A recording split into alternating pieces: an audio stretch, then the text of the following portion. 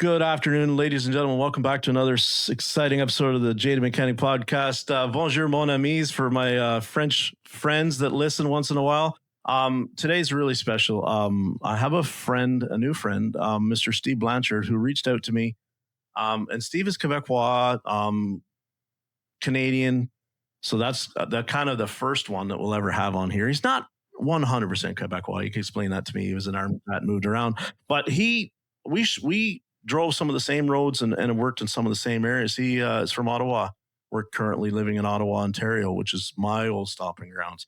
And so we've reminisced quite a bit before we just hit record now. And he wants to share with me kind of his background in how he kind of come up on the Quebec side of things, which I didn't know a whole lot about. And I find it fascinating because you've heard me talk about the differences that I saw in Quebec versus Ontario, technicians and shops and all this door rates and pay and blah, blah, blah, blah, blah. So Steve reached out to me to kind of like share some of that. So welcome, Steve. How are you today, man? Thank you. I'm very good. Thanks for having me. I really appreciate it. Yeah. Part of my French is not great. So, you know, I'm just a squarehead Englishman, right? So I don't do well.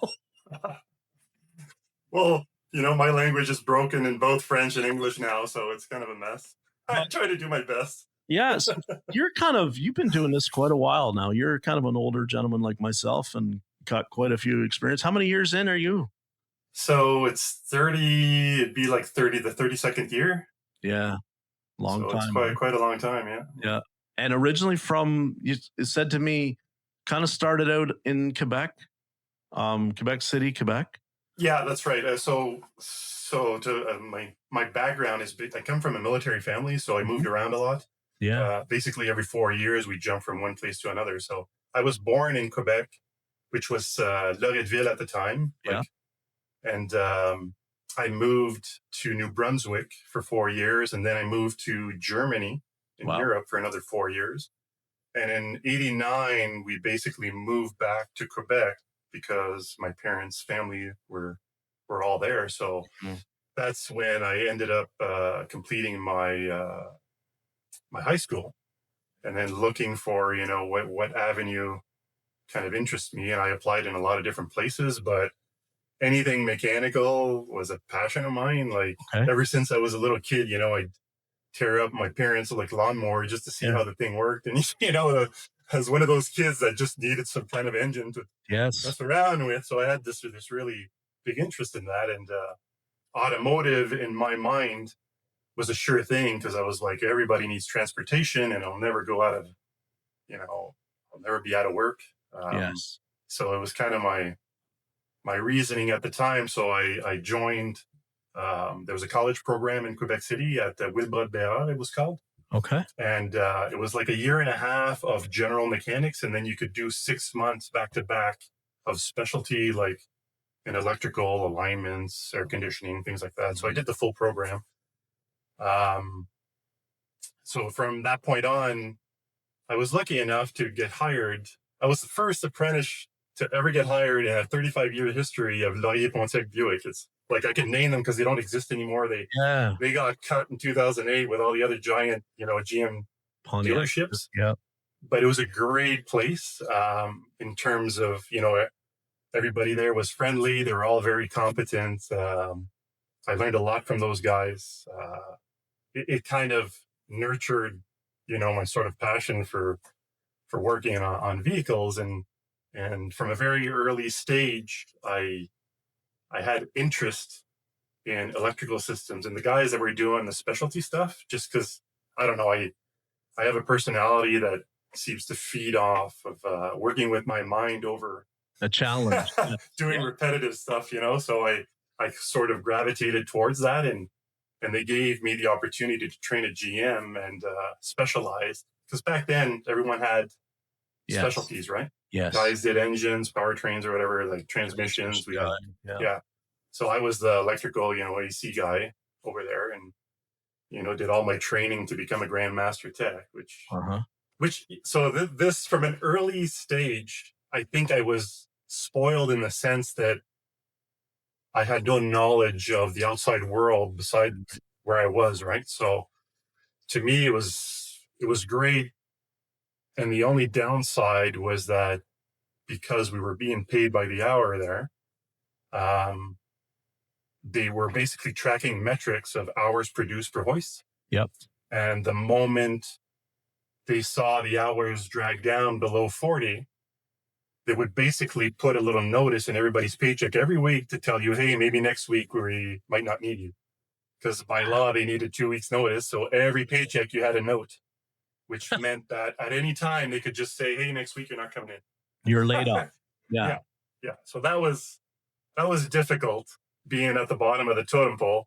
Mm-hmm. And the moment, the work went down, they're like, okay, well, next week you're not coming in. But I was like, okay, well, what do I do? How did they justify that, Steve? Because like back in the day, like you said, everybody specialized, but like, in the wintertime, a lot of people don't come in to get their air conditioning fixed, right? And then in the summertime, or, in the summer, it seems like everybody, we're doing a little bit more front end. We're doing a little bit more air conditioning, like we're seeing people driving more potholes. Springtime's busy, right? Fall's busy, that kind of stuff. How did they justify that, though, that the hours are going to dip and all of a sudden they're going to say, oh, you stay home because the kind of work that you might be doing is not very common right now. And so you stay home. Like, I don't understand how they just you talked to me before we started talking about how maybe they would lay you off and you would get another job somewhere else for a couple of weeks and then they would call you back.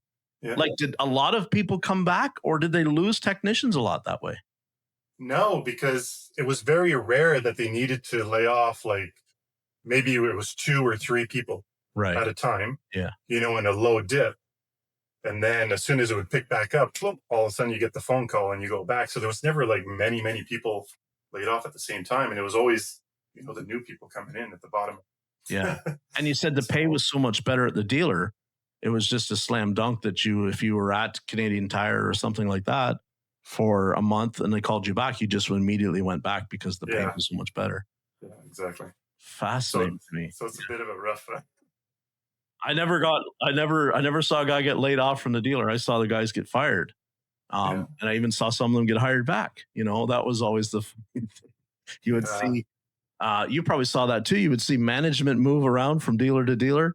And sometimes like a new manager would come in and then like 2 technicians would go and 2 technicians would show up that had followed that manager. And it was wacky. I never understood that. I mean, and sometimes it was a package deal that was a good package. And a lot of times it was not. It was, didn't always work out very well for us. So for myself, I was very young and really didn't understand the dynamics of, managing a business. I would just put blinders and just do my job, right? Just fix the car, sure. Yeah, just fix the car. So it's, I was raised, like I said, by military family, and everything was black and white to me, Yes.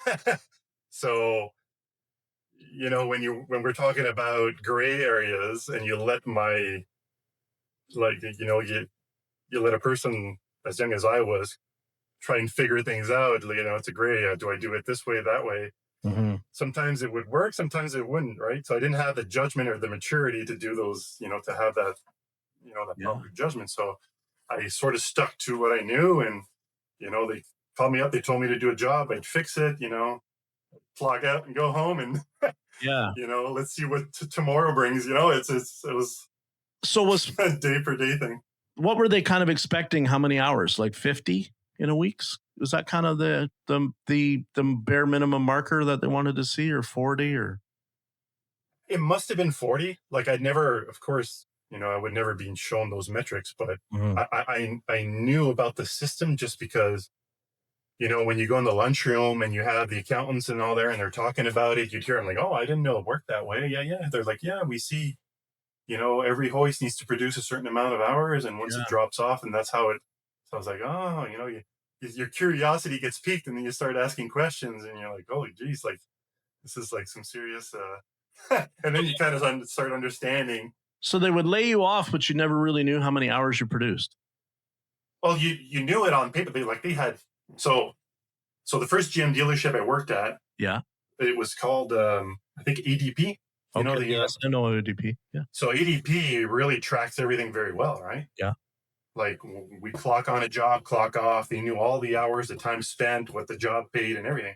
But of course, being paid by the hour, I never knew what a job particularly paid unless I grossly went over, and then someone would walk to my bay and say, "Hey, okay, it shouldn't take you 3 hours to change an alternator on this car." And I'm like, "Oh, it's like, sorry, sorry, So bolts broke. Yeah, yeah, that's the kind of the way it works. So we never really knew how much we'd produce, but it's fascinating to me.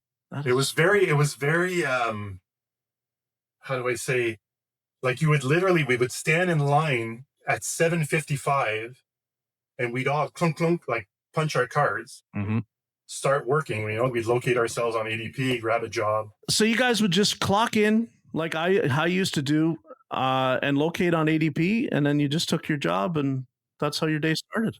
Yeah, Yeah, you went about your day. Yeah. and not a lot of the politics then so much that you've heard me talk about with some people getting easier work, harder work, better work. Well, the Less thing is, it didn't really matter right. because we're all paid by the hour. So this is the big difference, right? Yeah. Like, so I felt when I was working there that we were all a team. If I struggled, someone would come and help me, Right. and, as I got experience, I rendered the same service to other Yeah. people. If I could come in and help out, if someone was scratching their head on some electrical problem, I'd come in and say, "Oh, yeah, let me have a look." And, everybody would help each other. And it was I mean, from my personal experience, it was very different from flat rate, which, by the way, at that time, I didn't even know existed. Right. Because Like, you were telling me before we started that this is all set down in Quebec, under the policy or you have to I can't pronounce it. I'll let you pronounce it. Because again, my français is terrible. Yeah. But that was like a mandate. That was essentially set down that's how they had to pay you, was that way of hourly, no flat rate. Yeah, Except for you said, so what's the name of the organization that set this down for you? So it's French. It's called Le Comité Paritaire. Okay. So as of right now, I don't know if it's still in operation or, right. But basically, this organization was kind of like a union for technicians. Okay. So they're the ones who were in charge of your competency. Yes. So creating the exams and the classifications and the salaries related to those classifications. Right. But they also made flat rate illegal in the entire province of Quebec, except for Hull and Gatineau. Yeah, which you and I shared because so for people that aren't familiar with my little corner of the world, Hull and Gatineau is literally like on the other side of the river into Ontario. That's our provincial it's part of essentially a provincial border. So there's a large contingency of people in Ottawa that travel across to work in what is now called Gatineau, but then we called it Hull. And then sometimes they come over and work in Ontario, vice versa. There's a lot of traffic and a lot of people going back and forth. That's kind of the beauty of that area, is because it's very multicultural. That's why so many of us are bilingual, and we kind of have friendly ribbing back and forth and talk about the hockey game and all that kind of stuff because, and that's been that way forever in Ottawa. It's very much that the person sitting next to you could be French and you'd be on the Ontario side, and it was just that way. It's beautiful.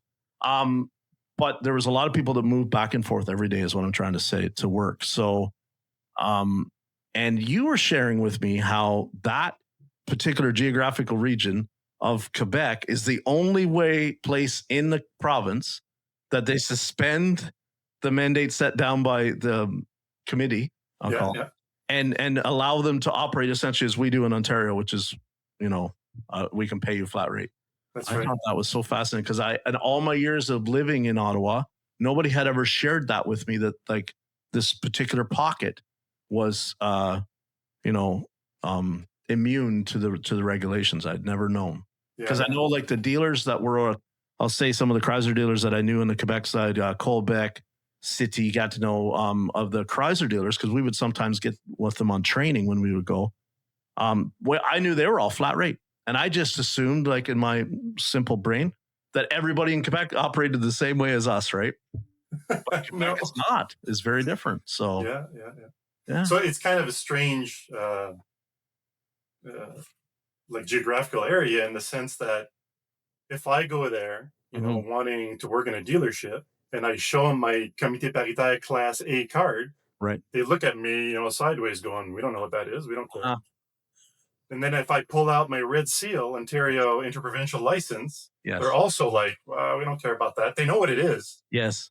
But they're not under any like umbrella or obligation to have a technician with those certifications to work in their shop.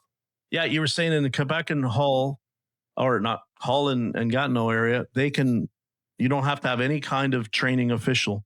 You can walk in with a bucket of tools, and if you can get the work done, they put you to work.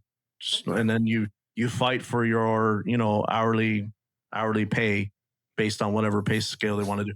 Whereas in Ontario and other parts of Quebec, it's, they recognize it as a certain level of pay, and you work up and train up and all that jazz, right? Certified. So yeah. So when did you leave? Because eventually you did get to the Ottawa side. How did that happen? This is the F1 Garage. My name is Jonathan Craig. Let me start that over. My name is Jonathan Craig. I'm the owner of the F1 Garage in Houston, Texas. Best thing about my day is walking into a shop just like this and looking at these cars. I was introduced to Techmetric probably about 1.5 years ago. Being a one-man shop, everything works very smooth. Whether I'm technician, service advisor, tracking the numbers, stuff like that. Techmetric just makes everything efficient, professional. My ultimate favorite car would be the McLaren P1 GTR. I've got it permanently on my arm here. That's what I'm working towards. The customer experience with the software has been great. They love the digital inspections I'm able to provide, the online approvals, the ability to go ahead and pay before they get here. I'm much more in the future than a lot of these other shops. All around good program. I love it. Yeah, so in 2002, my girlfriend at the time had finished her college, and there was no work for her in the Quebec region. Right. And she tried for almost a year, from 2001, I think, to 2002. She was looking for a job, couldn't find any. And at the time, because I'm from a military family, my sister was an officer, in the Canadian Forces, and posted here in Ottawa. Okay. So she already had a home here, a condo, which was quite large, had like 3 or 4 rooms. So one of the rooms was vacant, and my sister ended up inviting my girlfriend, say, hey, why don't you come down a weekend in Ottawa and see if there's work here for you? So she did that. She came down and immediately found work, right? Nice. So my sister said, well, I can offer you the room, just give us a little bit for rent or whatever. And so I was in a predicament, right? Yeah. So I'm in Quebec in a GM dealership, still playing this yo-yo, right? Right. I loved working at that GM dealership, but I was like, I can work in any GM dealership, right? I don't know what it's like in Ontario. Yeah. So I came down a weekend. And so this is how it went down. Really strange, right? So my sister lived in the Alta Vista Towers. I don't know if you know that sort of, it's kind of near the Saint Laurent shopping mall. Yes. And what I did is basically, you pull out a map and you say, well, what are the closest GM dealerships? So I put pegs. I picked the 3 that were the closest. And on a Saturday morning, I got up early and drove to all 3. And so this is where it starts getting really weird. All 3 were clawing to have me work for them. Sure. They're like, oh, we need you, because I was the electrical and AC guy. Yeah. So in my ignorance, not knowing about flat rate, this was the caveat, right? They were having obviously trouble maintaining technicians that wanted to do that type of work. Right. Yes. Because on flat rate, like everybody, all the technicians know that when you start getting into diags and electrical work, it's hard to get the pay or the hours, to flag the hours on flat rate. But here's the thing is they never talked about flat rate in these interviews. They're like, oh, you're from Quebec. We'll pay you, $20 an hour or whatever. I got different offers. You're right. So I'm like, well, it's a no-brainer. Take that. I'm done.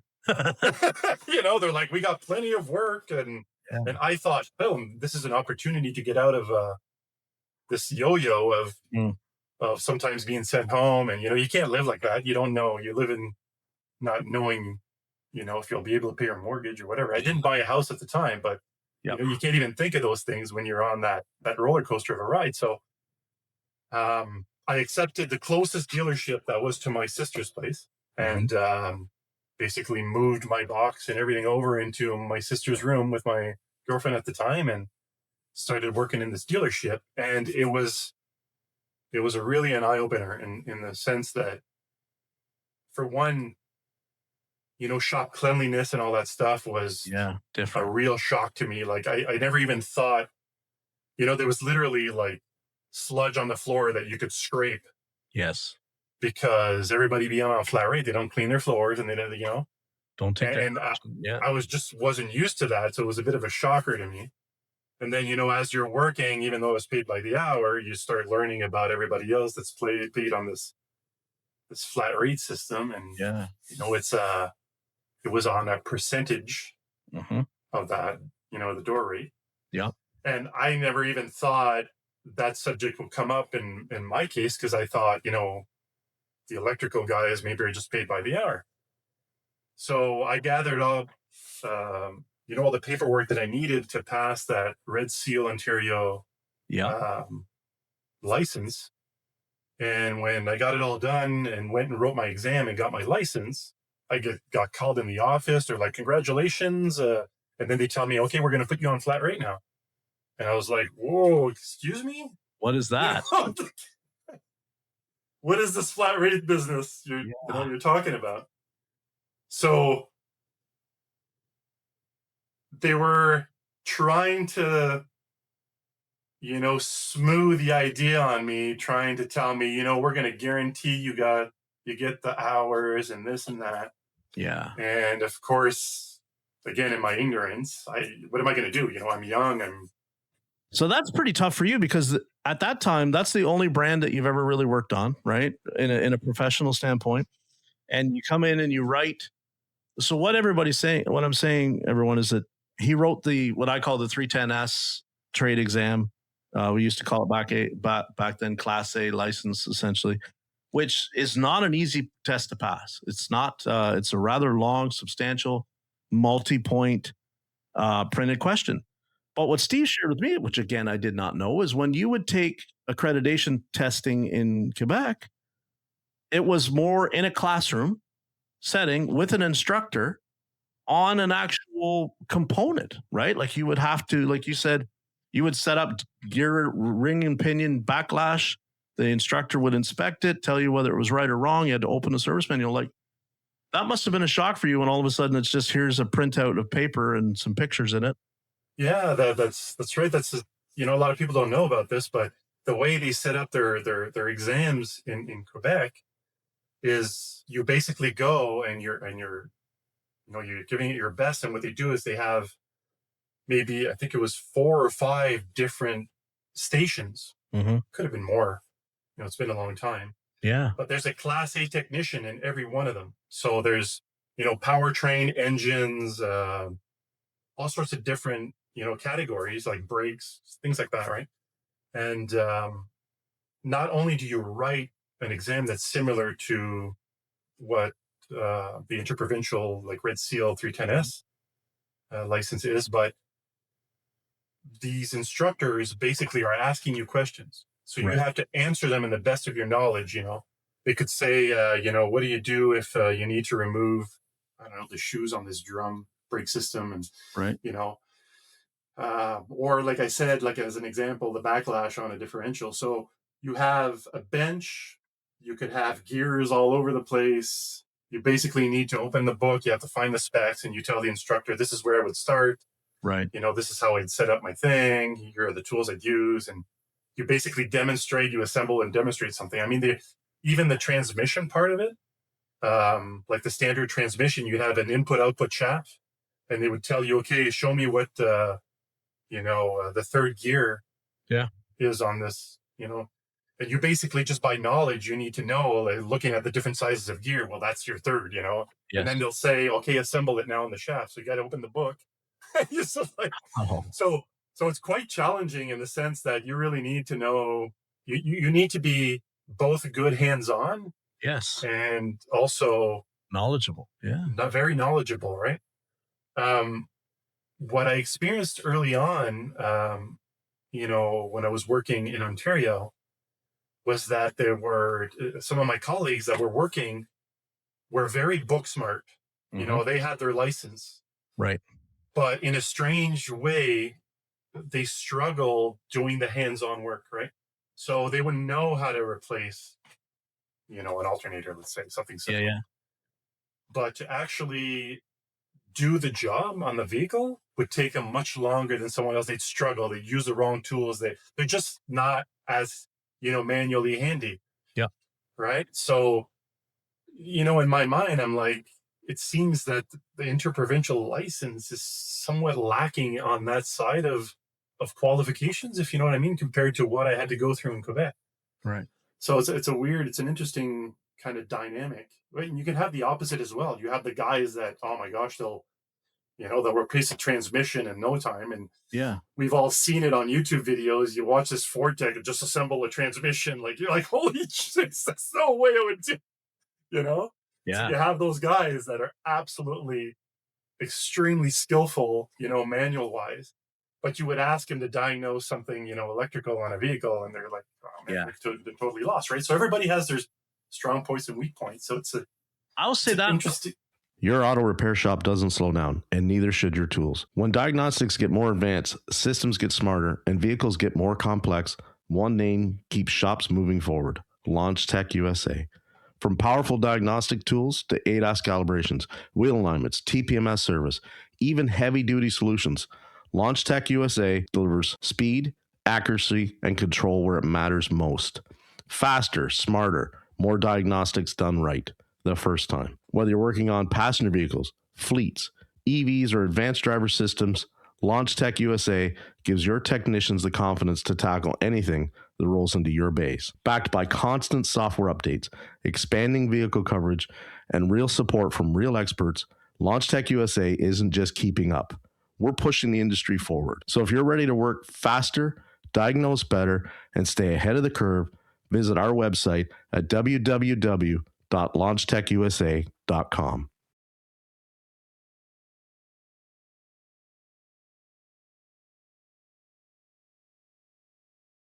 A lot of the technicians, and please, nobody take offense to this, but a lot of the technicians that I worked with in the Ottawa side that had come from the Ottawa Hull region, Gatineau region, I would say they were weak on the electrical and diag side of things, because I think a lot of them had started out in that particular, just like you said, in Hull and Gatineau, where you didn't have to have any certs to get into the door of the shop.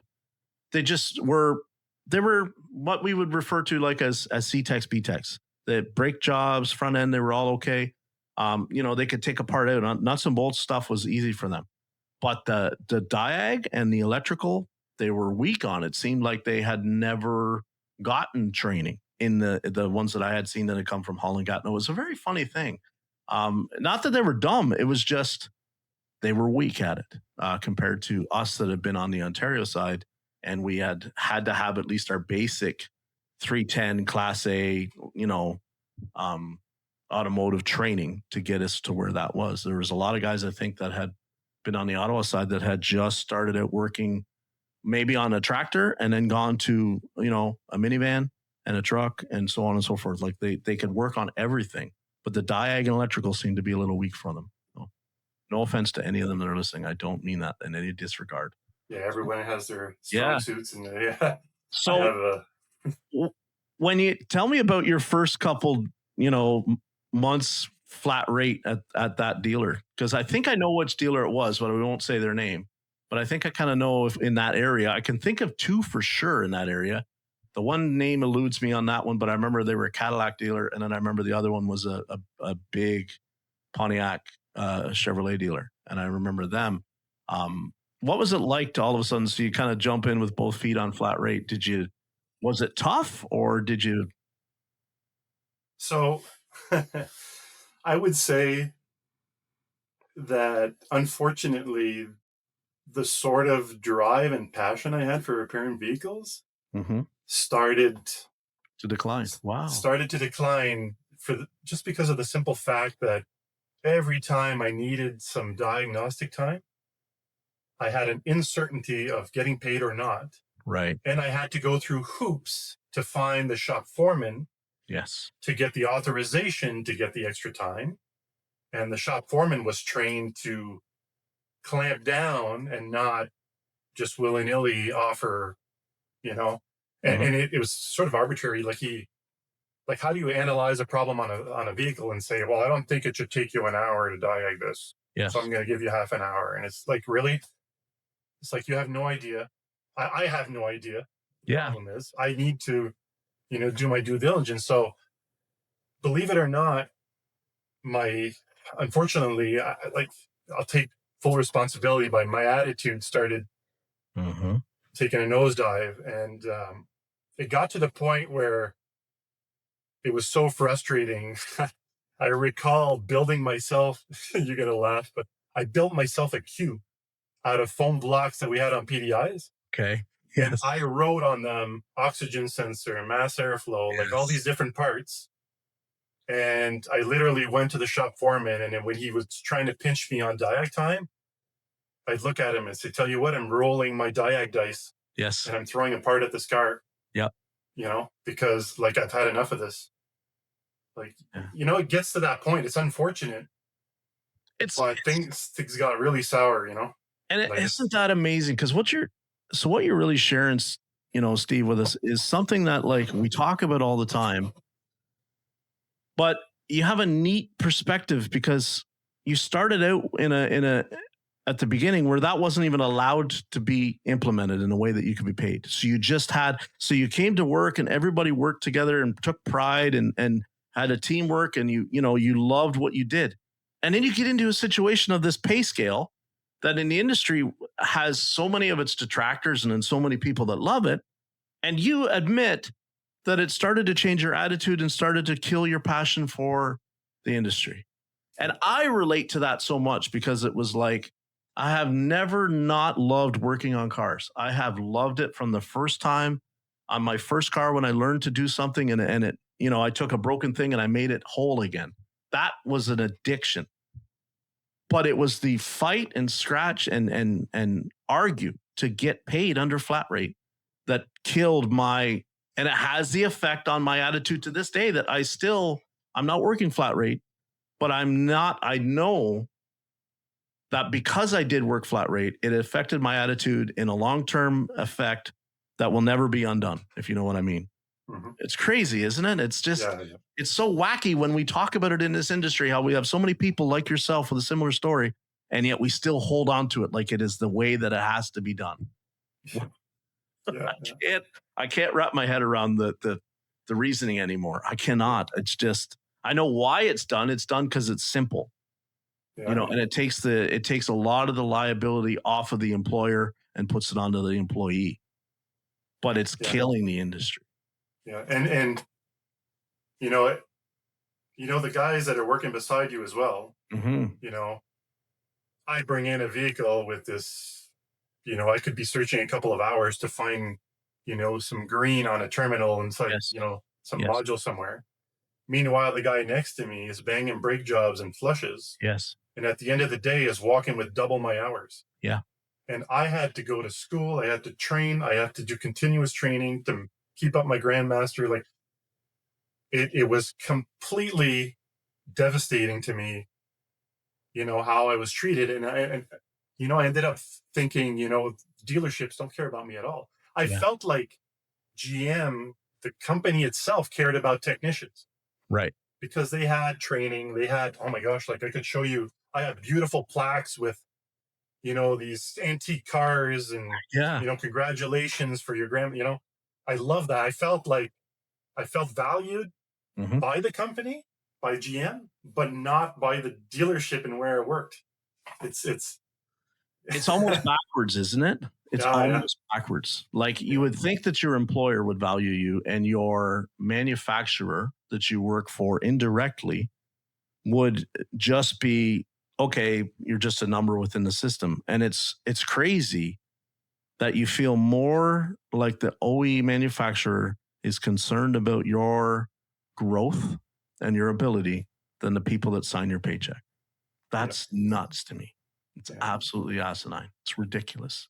I know where you're coming from, though. 100%. 100%. You know. Yeah. So, what did you? How did the conversations go when you would talk to the management and say, "Here I am doing. I'm finding these. I call them the ghosts in the machine, or the intermittent problems, or like you said, the corrosion on the terminal, and I'm actually repairing the car, diagnosing, troubleshooting, fixing the car."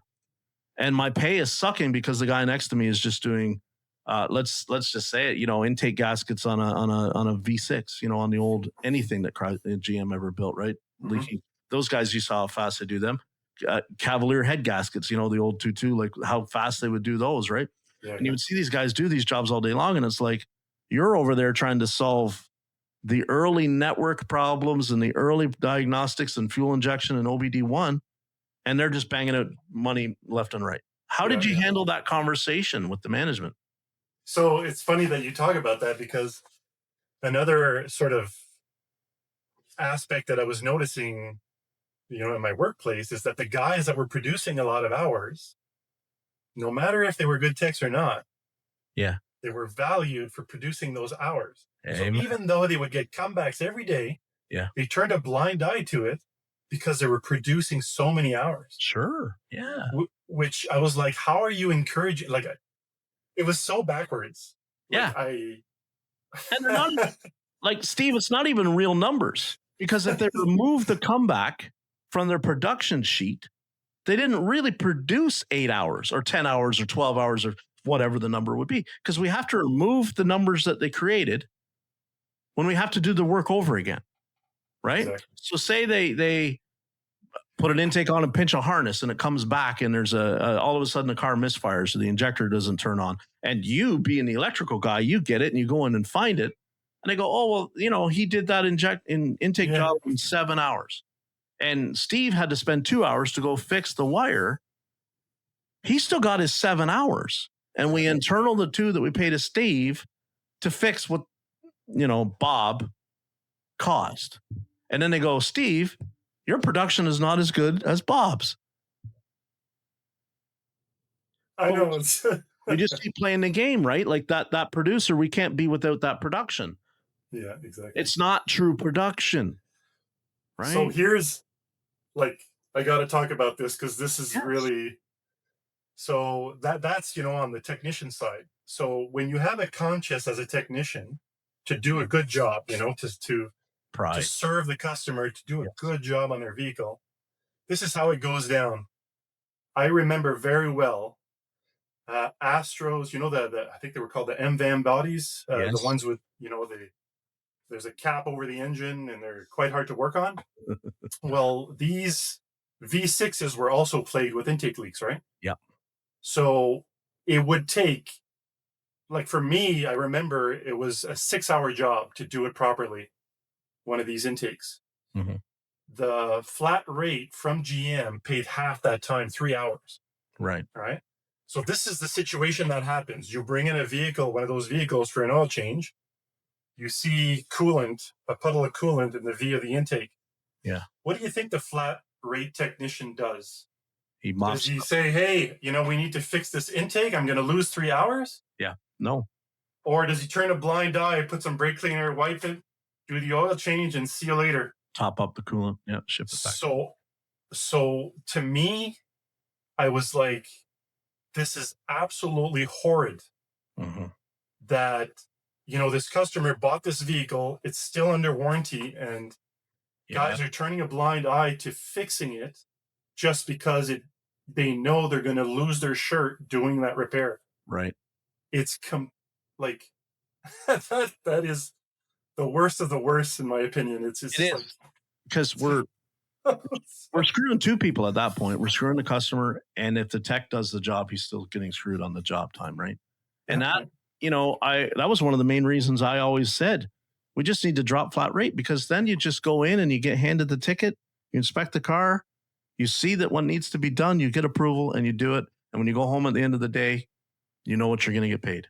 And everybody advocates for the customer. Everybody wants to do a good job. Everybody takes pride. Everybody handles their own comebacks. There isn't a competition with the baymate next to you. on he's flagging 12 and you're at 6, and no, I don't want to, F that guy. I'm not going to help him. I'm going to sit there and watch him struggle when he gets something that he can't do. Like that's the attitude, the culture that pay system, I believe, is so responsible for. Yeah. Right? Exactly. I don't want to, if the guy next to me is at 12 and I'm at 6 and he's struggling, I can't find the time a lot of the time to go bail him out if I can do it, because I'm half where he needs to be. Right? He can give up 6 and learn his mistake and fix his mistake, or go through the lesson, and I will just keep plugging along, and hopefully that at the end of the week we won't look so far apart. Exactly. Yeah. Yeah. And that's the whole, team sort of environment that I experienced in Quebec versus now. And like I personally tried not to think about it this way, but the guy working next to you has now become your competition. Oh, 100%. Like, how in the world is that? Like, that makes, it doesn't make sense to me. We should be helping each other out. We should. And Steve, if you start to help him, you're training your replacement. Yeah. He's younger, faster, he doesn't ever, maybe he just never takes lunch. Maybe he comes in an hour early and stays 2 hours late, and you're teaching him all the little secrets and tips. Yeah, you trained your replacement, or let's say you're willing to sacrifice some of your time. So I was like that. If I had a repeated operation of doing some kind of repair, I was analyzing what I was doing. And in my mind, I was like, is there quicker, a faster way of me doing this so I can make gain time? Yes. And if that meant me buying a special tool or sacrificing an hour or so to try it a different way, and maybe I hit a wall and go, that didn't work. I just lost my shirt. I have to go back and try. So as you experience this and finally figure out a system where you're saving time, and then the guy next to you goes, hey, how are you doing that intake in an hour instead of 3? And now you're thinking, well, geez, I sacrificed a lot to get this knowledge. And now if I just tell him, now this guy's going to be banging him out and taking, it's like, and it's kind of silly, and you don't want to think that way, but it we call crosses your mind, and you're like, it shouldn't be that way. I shouldn't.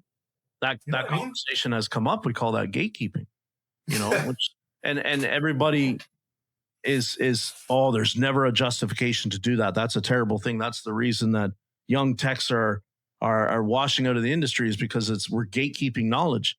And I have always put my hand up and go, wait a minute, I used to do that, and there was a reason why I did it, and this was the reason. Am I proud of it? No, but the system made me do it. I was self-preservation, and eventually you can't hide it forever. People, people learn it. People talk. People show each other. It's like, you've heard it, guys go off to training and they sit around in training before the class starts, and they start telling their tricks to the other guy from the other dealer. How do you get that dash out so fast?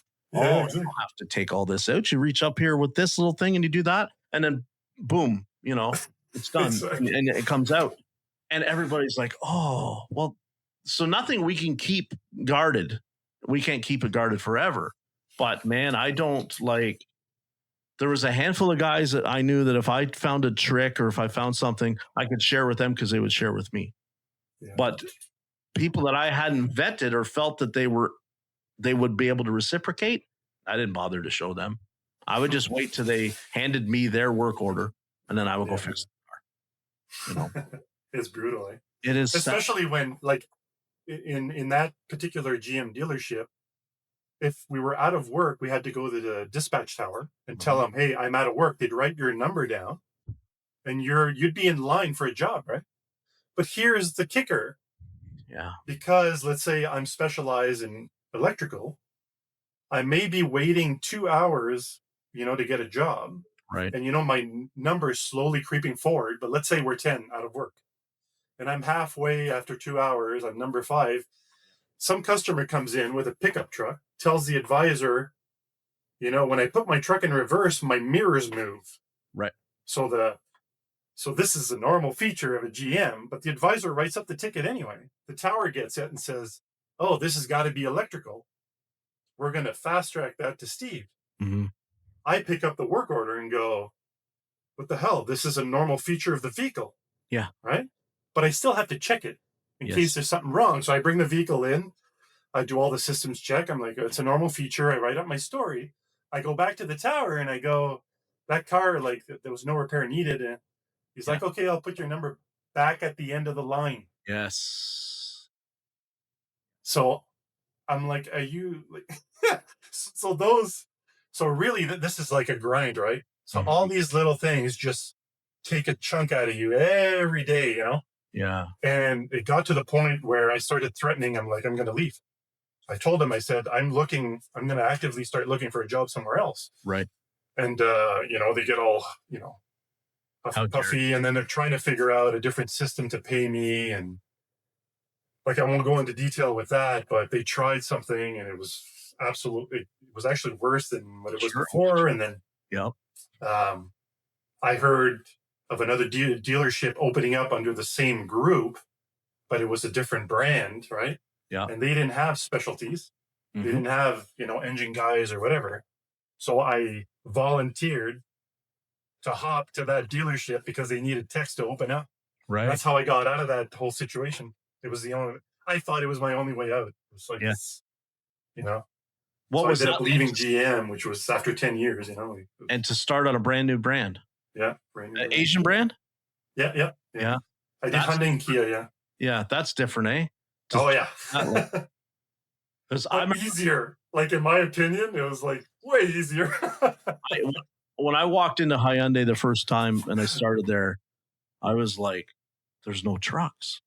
They have a minivan, but hardly sell any minivans. Like, we would never see them come in. It was all little tiny 4-cylinder, occasionally, or a V6. Yeah, they don't have 10 different engines like GM.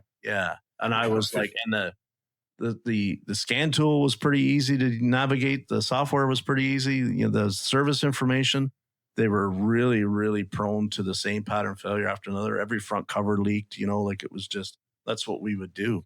I was there before the 2 liters got really common for failure.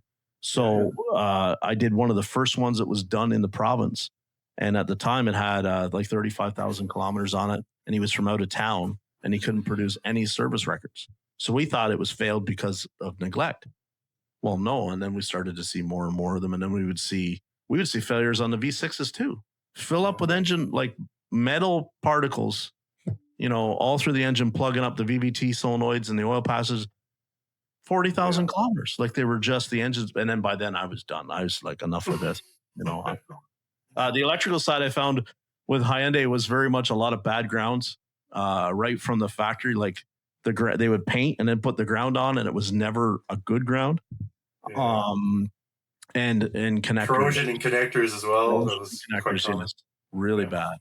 Other than that, I didn't find it hard to fix at all. It was a very easy brand to work on. But the politics again in that shop that I went to were not great, and that's why I didn't stay. So you probably don't see this anymore, but we were actually, like, I was installing entire air conditioning systems on certain vehicles. They came in from factory without AC, and you could buy a kit and install it on the car if the customer wanted it.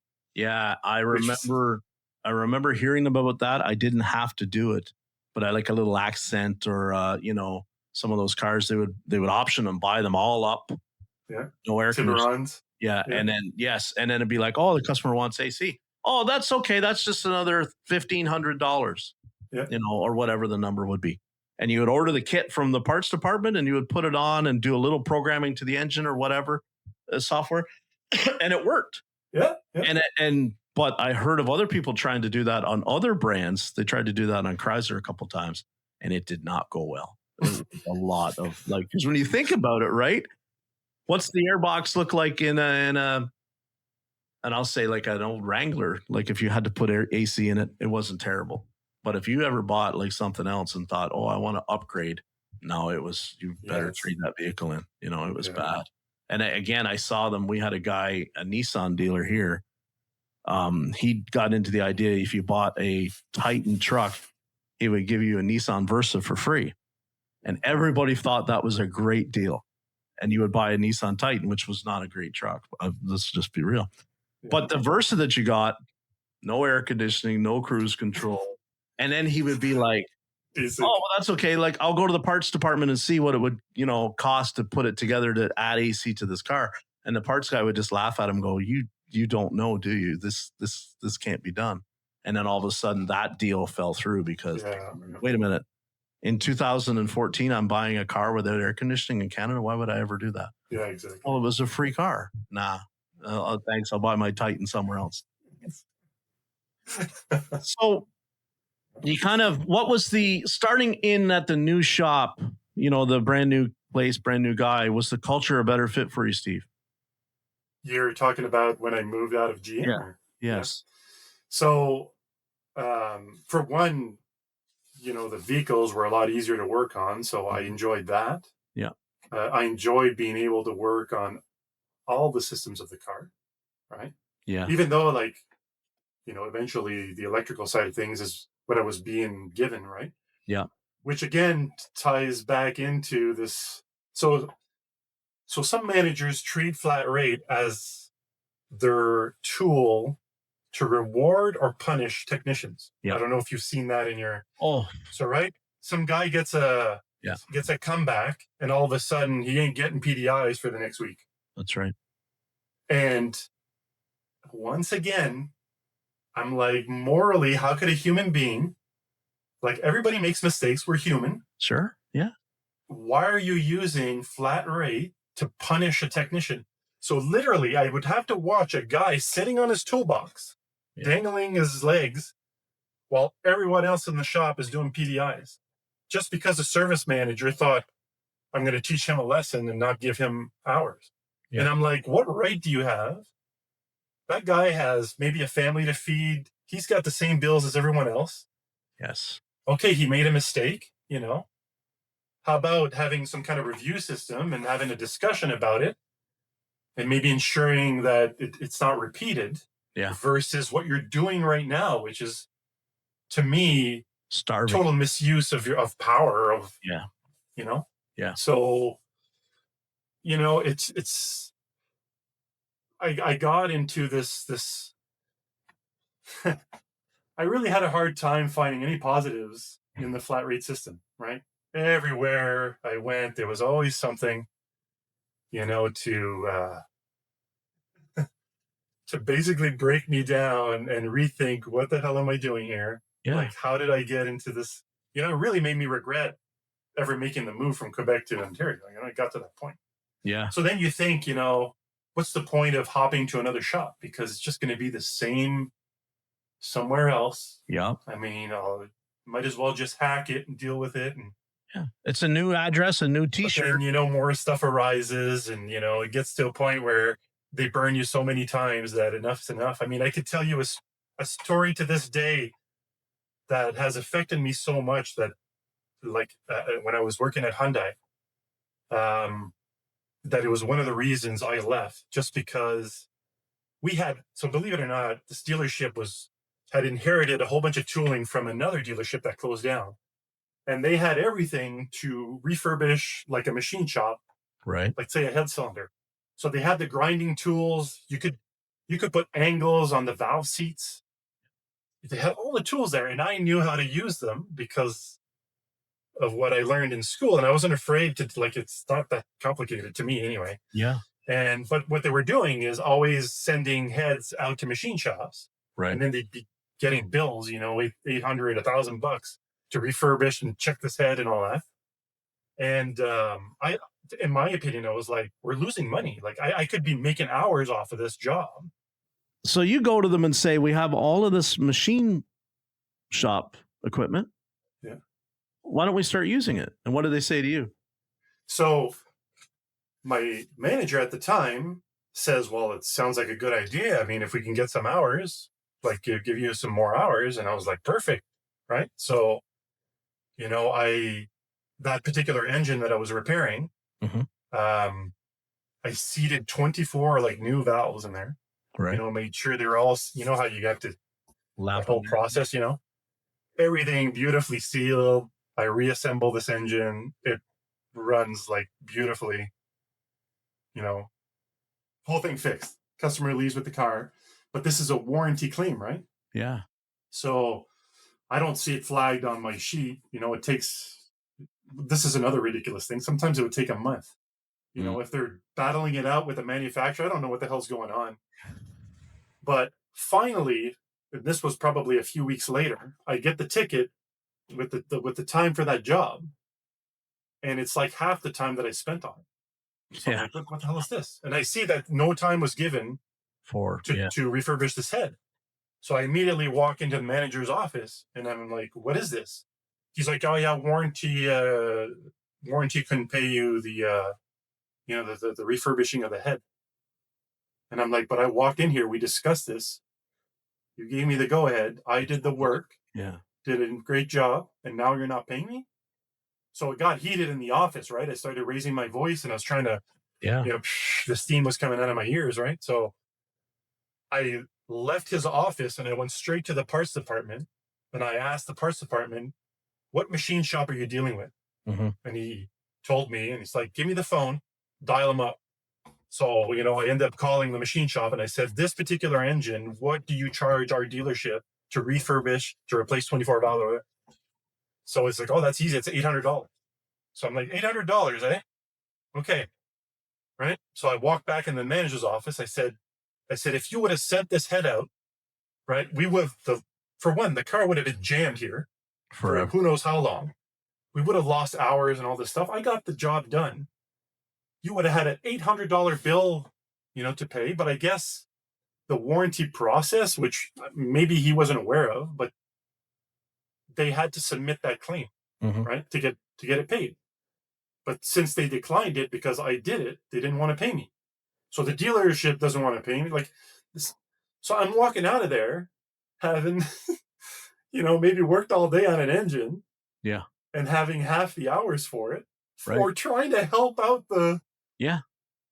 It's like, you can't burn me more than that. Like, I completely lost trust. Like, I don't, even to this day, like, I can't trust any. And they wonder why we get so toxic, Steve. You know what I mean? I know. They wonder why we don't ever want to, because then you can understand why I don't want to clean the bay. I don't want to take out the trash. I don't want to do anything that they will not pay me to do, because they've taken, that's just one, they take $800 of value from me. That's just one job. You pile that up by, it's like the conversation popped up, do you put wiper blades on for free or not? And all this kind of just say, it takes me 6 minutes to put 2 wiper blades on, and it's 0.1. And I do 10. That's an hour. Okay. That's an hour. That's, say I do an hour every day. At the end of the week, I gave you 5 hours. Yeah. At the end of the year, how many hours did I give you that we didn't bill? Now that's fine. You don't want to charge the customer. I totally get it.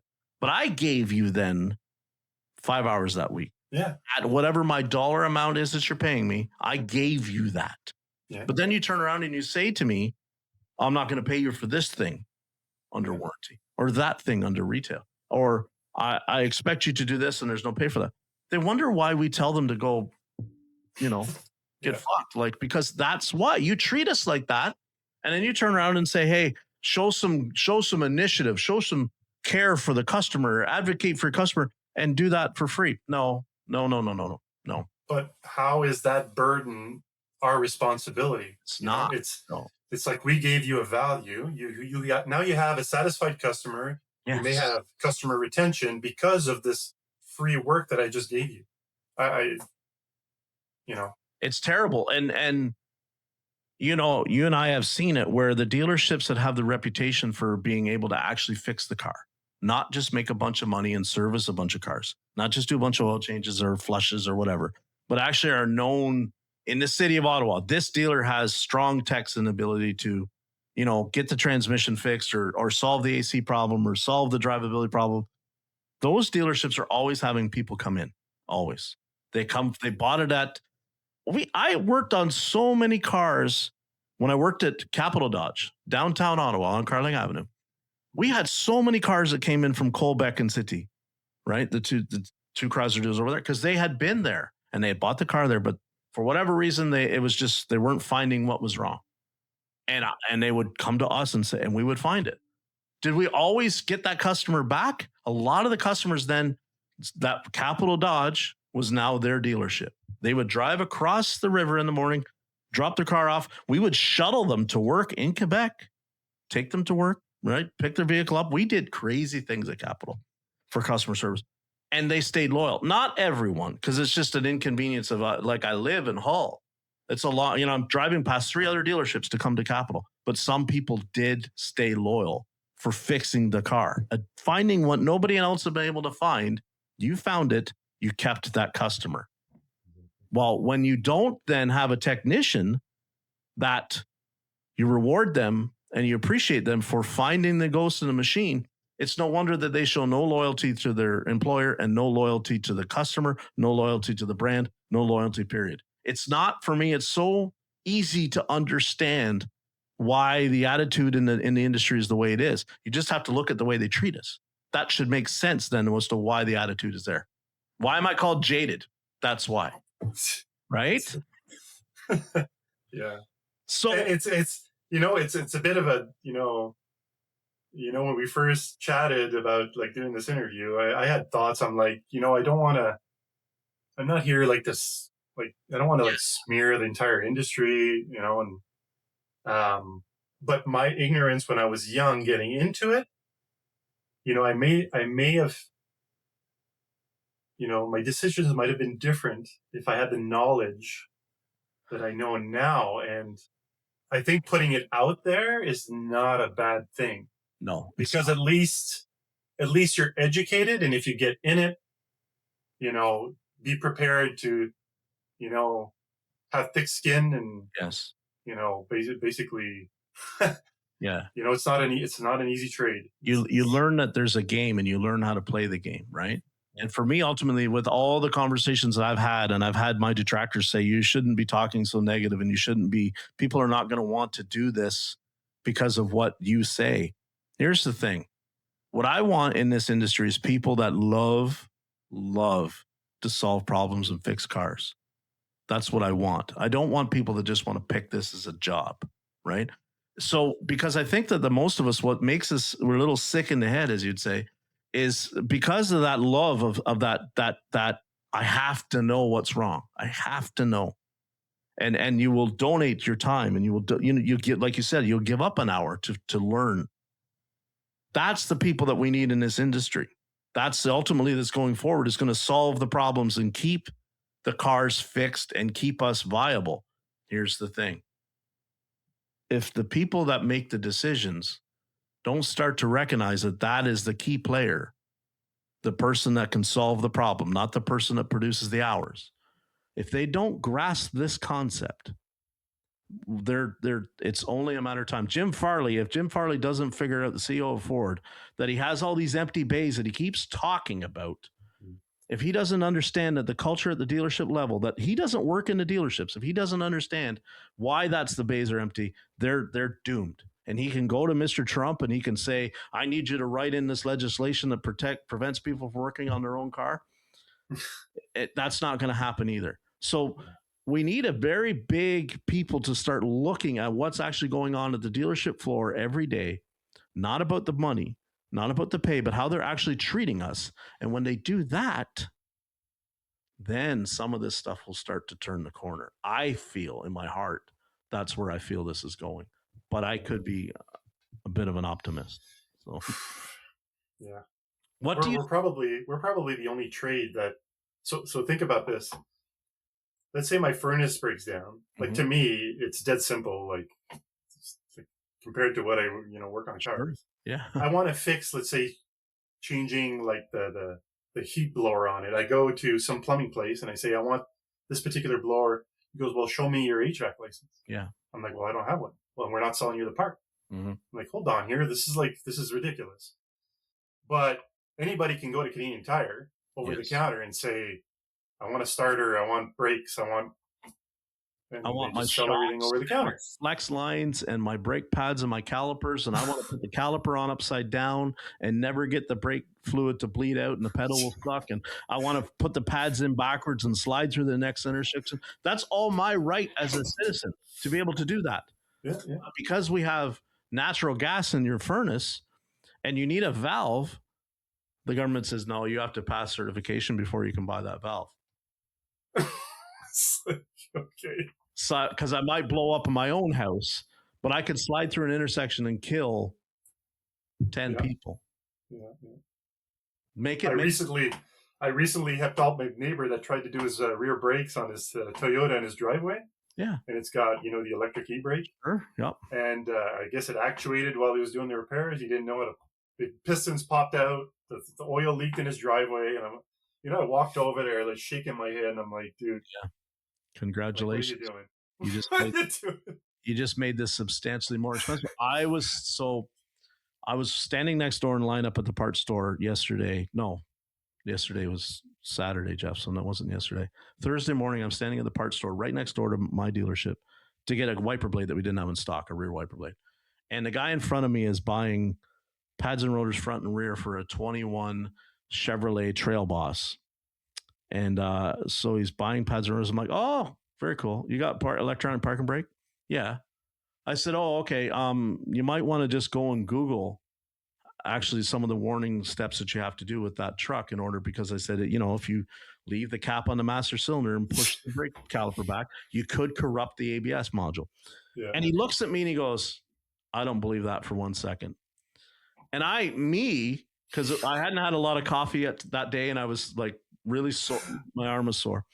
I said, yeah, what the F would I know? Never mind. Yeah. I mean, and there's the parts store. They're just laughing at me, right? They're just laughing because they all listen to the podcast and, they cut up. We cut up all the time. But like, I'm not there to tell you, hey, you shouldn't be allowed to buy that. I'm giving you a tidbit here that's going to prevent you from really breaking your truck and saving you some money. And you don't want to, you just think I'm being an asshole. Yeah. And that's, so again, at 50, maybe by 60, I'll just shut up and not say anything. But obviously, I like to talk and I like to engage with people. That's why I do this, And when this comes out, somebody's going to tell me in the comment section that they did their brake job on their Chevy truck and they had no problem. C'est bon, ça. Congratulations, you meathead. I don't care. It doesn't matter, right? Yeah. So what do you do or what did you do, or how did you come to find peace with doing this, or have you found peace with the way the industry is for you, Steve? So the only side of things that I hadn't explored was working for an electrical vehicle manufacturer, which to me, I was thinking this could be different because now we're not dealing with flushes and we're not necessarily dealing all the time with brakes, and the dynamic or culture might be different around it. And it piqued my interest, especially like some big companies like Rivian, Tesla, and all that are kind of like coming up in the woodworks. Yeah. I was like, I could give it a shot at working on those and see how it is. So eventually I ended up making the hop there as well. And the tech to you, I would have to think would be very interesting. Like you would be very keen to want to work on an EV. You're that type of guy, right? You embrace the new technology and all that kind of stuff. Yeah. And you and I kind of shared before we started talking how I've worked on some Teslas and, some Priuses and some different EV things. And it's not my jam. I don't like it. Not because it's hard to fix. I don't find it hard at all. It's very, straightforward. You follow service information, you fix the car. It's the customer for me that is very different, very different. Which I shared that story of the guy with the Model X that was self-driving, tailgating the truck and drove over the dead deer in the road because he wasn't even looking at the window. He's looking at his phone. Yeah. That scares me that there's a bunch of people out there driving around now like that. And I get it. The technology is it's here. That's going to, for the most part, is going to operate reasonably safe, right? Yeah. Until it's not safe. And until somebody has a whole lot of bad habits from driving. Say the car used to self-drive and they used to always be going everywhere. They were on their phone. This car's self-driving. And now the car suffers some kind of, breakdown, failure. and it no longer will self-drive. How good a driver are they going to be now, still driving that same car around, but they have to rely on their instincts and that's what scares me. They're not going to be good drivers. Yeah. And that's what scares me about it. I think that we've crossed that line of what is actually smart. Yeah. I was fortunate to actually see the progression of full self-driving, and it's gone, like, it's gotten better in like the learning curve that these companies are using to update the firmware and all that and make it better is quite astonishing. Yeah. Like, I remember my car couldn't negotiate a roundabout in the beginning. Right. Like, it would, and a warning, like, pick up the steering, like, and now it just like goes through it like it's nothing. Sure. Right. So that's an example. But what's really intriguing is the creative methods they're using to implement safety. Right. So like, I don't know all the different brands. I know some of them, and like the one that I've seen, they're even using an inside camera to basically track your retinas. Yes. Right. So to see if you're actually looking through the windshield. Mm-hmm. And if you're looking down at let's say the user interface, the screen, or you reach down to grab your phone, the warnings will go off, like take control or whatever, right? I drove a Mazda the other day that did that to me. Yeah. I looked away from the pop-up display to look over at my phone for a second, and it immediately, the steering wheel shakes and tells me, hey, you've taken your eyes off the road. And what these vehicles do as well is they log these alerts. Yes. So you get into a fender bender, you can pull the logs, and if they see on that one drive you got like 5 warnings because you keep grabbing your phone, and now you hit a person, well, sorry there, buddy, but you're responsible for this accident, See, Steve, they're taking all that information and they're compiling it, and that's going to determine your insurance rate. Yeah. You know what I mean? They're selling that information to the insurance companies. Allegedly, they're not. To determine how much you pay as an insurance rate. Yeah. Like that.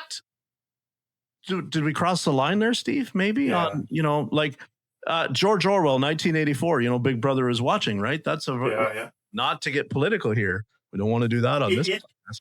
But you wouldn't believe the level of tracking that these vehicles, they're computers on wheels, right?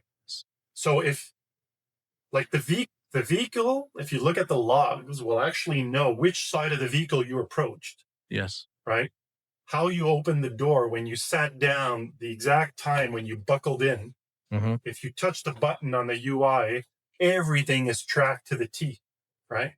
So what that does in a way is, when you're looking at an electrical vehicle with someone that has a problem, you have a lot of information to look at, right? Mm-hmm. And what's interesting about it is, you get a lot of customers that like to say, oh no, let's say your full self-driving isn't engaging, right? Right. But you look at the warnings and it says, oh, your seatbelt wasn't buckled. So then you ask the customer, do you buckle your seatbelt? Of course I do. I buckle my seatbelt every time. Well, it's like, well, I'm looking at your logs right now, and you're not buckling your seatbelt. Therefore, you can't engage your full self-driving. Right. Like, you can't lie anymore. That. Yeah. So it's very intrusive in a sense, right? How much data is out there? It's absolutely crazy. Yeah, I mean, you can literally analyze an accident to the percentage of application either on your brake pedal or the throttle. Right. How you reacted, if you hit the brake or not before you hit, like that deer. You could have pulled like data like you wouldn't believe, just to see what happened, in that particular instance. So it's quite sophisticated in terms of what they can do now. I never even thought about it. Like, it was like he said, oh, I drove over a deer on the road, and I didn't think, because the old me thinks like, well, yeah, that can happen. And then I remember that, wait a minute, he could have been self-driving. So how does that happen? And it's like, oh yeah. And then he showed the video to my service advisor. My service advisor was like, oh yeah, he's got the video. He's tailgating the truck swerves. The car reacts. The car doesn't react in time. It tries to avoid hitting the truck and goes right over the deer. Yeah. And I'm thinking it's got air suspension. I'm thinking, Does it lift high enough? Like, and I'm thinking how fast that car must have adjusted everything, Steve, to be able to not absolutely destroy itself, but somehow make it over the deer. Like, I don't know what part of the deer it hit. I didn't look at the video. Yeah. But it's just amazing to me that the technology is there to do it. I don't like the fact that they track where we eat, where we shop, and we sell all that information. I don't like that. That's I believe that those companies like should have to figure out that the way we do, which is like they track it the other way. I don't like that it's now being information gathered by the OE that's being sold to everyone else, the Amazon playlist and you know, Spotify playlist. I'm not good with that. It's my business, mine. Exactly. But it's like Sherwood from Royalty, they released their video this week and talked about, because of the meeting with Trump, and you know, he says like, well, do you actually own the whole car, or is the software in the car belong to the OE? And he got talking about how, you know, features within the car, we can turn it on and off remotely. And, you know, you want heated seats this month. Next month, you don't want heated seats, or you didn't pay for heated seats. We shut heated seats off. I don't like that either. The way I bought the car optioned, the way I bought it, it should stay that for the life of the car. Because otherwise now, what becomes the process when I start selling cars to people and I say it has this option and that option? And then I find out that's like, well, it has that option if they turn it on, but then when they turn it on and it has a hardware failure that keeps it from working, they're still mad at me. What am I supposed to do? Add up the whole option list and tell everybody and make it all work before I sell it to them? I can't do that. It's completely unreasonable. But here we go again, right? When everybody's just like, I paid my subscription, my seat should work. Yeah. A lot of business models are really leaning towards that kind of, you know, if you can get a monthly payment from a particular person, you know, whether it's $10 a month or whatever, then they got you hooked for a very long time. And it seems to be the way that, like, if they can find ways of, you know, even, you know, Tesla, you gotta be connected to the network, right? So you buy the vehicle and all of a sudden they tell you, oh no, if you want like your full mapping system and all that, you have to pay $15 a month to, it's like, oh man, I just got looped into another like $15 here. Like, you know, it's never ending. So this is what they're doing now with options on vehicles. Mm-hmm. The cars come with the hardware, but you need to pay to activate it, right? So I as far as I know, like this is the way they want to head with full self-driving, is that they're not going to allow customers to fully purchase this, you know, off the bat. Mm-hmm. They want to sell it monthly. So if you plan on going on a trip or whatever, you go on your little, you know, account and you basically, okay, I want full self-driving for this month. And then let's say you pay $200. Yeah. You got it for a month. You know, if you want to keep paying, you keep paying it. So they'll probably get more, because initially, when I looked at full self-driving, it was like $20,000. Yeah. Like, are you kidding me? That's a lot of money to put into software that's already on my vehicle, you know? So not a lot of people were willing to take that leap. And that's why, you know, these companies, their prices are fluctuating, and it's frustrating on the customer side, because you're like, well, I paid $18,000, you know, when I got my car, and now it's $10,000. Yeah. You know, like, why are people paying less now for the same thing that you know, it gets frustrating. So, but they're probably going to hook in more people to try it out with a subscription-based thing rather than having to dish out like, you know, $10,000 at a time. So, or whatever. What do you think of that little truck that's being sold by Slate? I call it a truck, but they can essentially put a different body on essentially the same. I heard about that. And it's being marketed as it's going to be like a $30,000 truck. You know, very basic amenities, all that kind of jazz.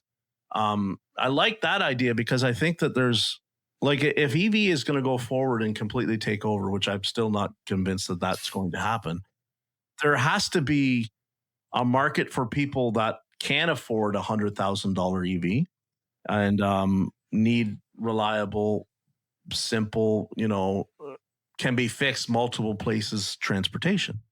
You know, whereas, you know, some of the other brands, a lot of people, it's like, oh, we'll send somebody to fix that for you, right? We don't or you can bring it if you live in a major metropolitan area. You can come by and drop it off, and we'll give you another one, a loaner.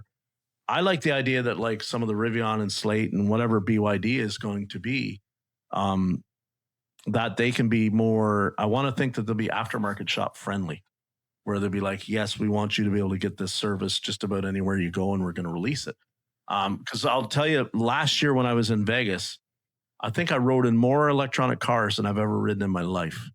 They had the Tesla Loop that's underneath. That's fascinating. That's incredible what that technology and that stuff does. But everything, like every Uber driver and every taxi was all either a hybrid or an EV, straight EV, didn't matter. I didn't know Volvo had an EV like I drove in or rode in.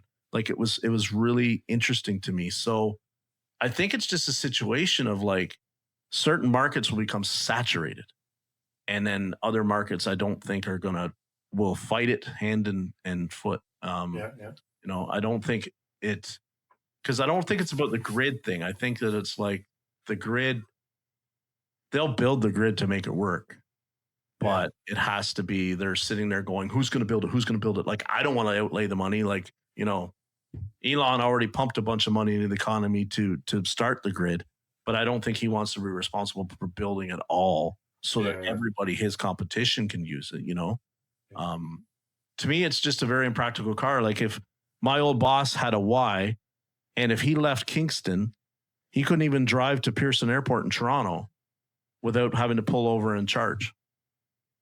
And to me, it was like, so how long did he? Well, he'd pull over and charge for 15, 20 minutes. And then, he could go to the airport. He had to stop on the airport and Port Hope on the way back, charge for another 15, 20 minutes. And then he could go home. Well, I can fill up my car maybe in 5 minutes, and maybe I walk in and get a coffee or I don't. So it's a 50-minute thing. But like when we see these people and they're stuck waiting for 45 minutes to charge, say the car now, and this is, I follow Rich Rebuilds on YouTube, and Rich talks about how some of these cars are great until you're locked out of fast charging. And then the car becomes very inconvenient to sit there and charge for multiple hours, and this level charger won't work, and I just sit there and look and go, why would you ever want one of these things? Why? Well, so to touch on that point, so insurance and liability is a huge thing. It governs everything, right? So if you're a manufacturer an electric vehicle, and of course it's got a lithium-ion battery, which has its dangers, right? It's not friendly when it comes in contact with water. It's prone to fires and all this stuff. When your vehicle gets into an accident and it's deemed that it's basically a write-off because it costs too much to repair it. So manufacturers have implemented ways of locking them out. So let's say the car did have supercharging, and now it's like Rich Rebuild, that's what he does, right? He loves to grab like a wrecked car and I'm going to fix it, which is great, Yeah. But the problem is that car, if it has been locked out by the manufacturer, they did that for liability reasons because they don't want to be responsible. They don't want the image of their vehicle being on the road, all of a sudden catching fire, and the public's going to look at it and see the problem, right? Not the backstory behind it, right? So that some guy bought the wrecked car and tried to fix it, right? So now people are trying to circumvent these lockouts to try. And I totally agree that a competent person can fix up a car and make it safe. But from the liability side of the manufacturer, I understand why they want that ability to be able to lock you out. Yeah. Like this VIN number is no longer, being supported by us, for a charging network or whatever, right? So that's kind of where that comes from, right? So we also, you could make the argument, we've been for years have been allowing people to buy fuel line or rubber hose to patch up. Again. and it didn't matter if it sprayed all over the exhaust system as they drove down the road. If the car started and drove again, they drove down the road. And then if it caught fire, it was like, what happened here? Oh, he fixed his own fuel line and caught himself on fire. Oh, well, it's not like the next day somebody says, okay, we don't sell fuel line or fuel pumps or copper line or rubber hoses, or we just keep right on going. So why did that liability all of a sudden trump there?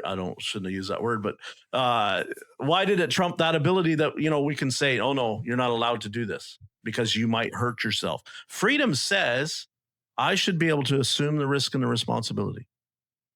You know, it's a funny world we live in, because I mean, they don't want the sight of the car catching on fire all over the news, but let's be real. If they have a flood, they're all parked in a field somewhere, so many meters apart from one another, and then they'll spontaneously combust anyway. Yeah. Because of their compromise from being in a flood. It's not just the automotive industry. So I'm an instructor for scuba diving and all that. And I actually repair underwater propulsion vehicles. Okay, cool. And they also have very large lithium ion batteries, right? Packs that are $5,000, right? They're very expensive. And they're built in Europe, like in Italy, right? So for this particular brand. So it's extremely basic to me compared to a vehicle, because all it is cells, and you put a BMS in there and they program it and they put it in your scooter. But maybe it has 50 lithium ion cells in it. So what happens when one or two cells don't balance or they short out? So I have the customer comes in, I have the battery, which costs $5,000, and I could easily open the cap, open the pack, test the cells, replace the ones that are broken, put it back together, put it back in. So, I reach out to our Italian friends and I tell them, I could easily fix this. They're like, no. He goes, we don't want you opening up this battery pack. Do not touch it, because of liability again, right? Yeah. But now you're telling me that I have to tell my customer that he has to buy a $5,000 battery that I can open in 10 minutes and pull some cells out and fix it. Mm-hmm. I mean, it's horrible to me. You should have some kind of, whether the manufacturer wants to give training or whatever, to have some kind of certification to do it. Well, that's the world we live in now. Lithium ion is a big, You've seen the arguments then, Steve, where it's like when we start to talk about mandatory certification in the industry, there's a big pushback, right? Oh, I don't want to subject myself to that. That's not fair. Don't involve the government. I've been doing this 50 years. I know how to do it. I can take. How many people have taken apart a Prius battery pack on YouTube and changed some cells out and rebalanced it, charged it up, and got a working Prius again? We've seen Ivan out Pine Hollow attempt it. I've seen Check Engine Chuck do it. They didn't have Toyota level OE specific training. They went in there and how does this work? And they fix it. Yeah, we should see that. But all of a sudden now, if the EV thing is going to come along, they're going to make us be certified before I can touch the battery pack.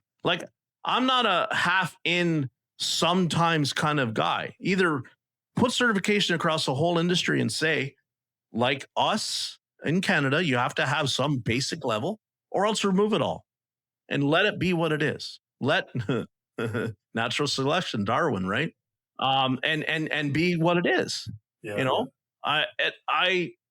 I think it's coming. I think mandatory certification is going to arrive, whether the industry likes it or not, because I think as we keep going, the insurance and the parts people, the vendors are not going to allow us. Maybe the government, after Trump leaves, will say, no, I don't want people to be able to work on their own EV without, and maybe that's what happens. I don't know. I don't like that.